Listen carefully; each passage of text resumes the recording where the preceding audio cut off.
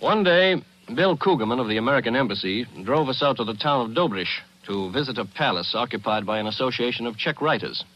The drive began in the heart of Prague, which city is as noisy as it is beautiful, and that's getting into a lot of noise. This recording of normal morning traffic will give you some idea.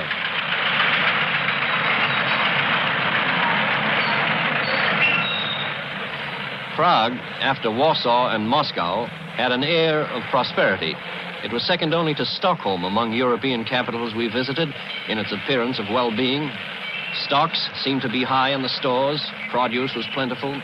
You could even buy canned tomato juice, a luxury unheard of in most of the world outside of the United States, for the equivalent of 6 cents without any ration ticket.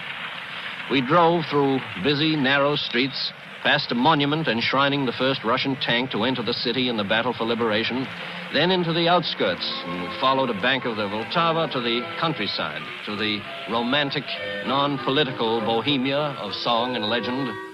We went through magnificent pine groves and wound among wooded hills. My colleague, Lee Bland, reminded us, looking out at this first-class scenery, of how much first-class culture, how much good literature and music had come out of this little country. Tunes long familiar to Americans, tunes like Humoresque.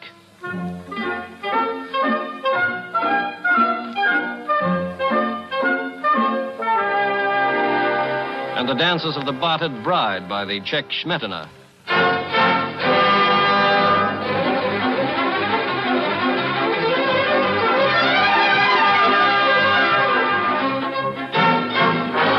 And the familiar polka by the Czech Weinberger.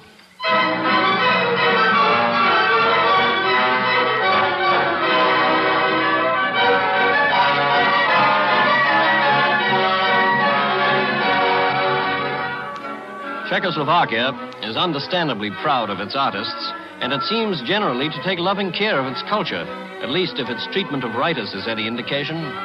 When we reached the palace at Dobrich, we found it to be pretty much the kind you've built for yourself at some time or other in an architectural daydream.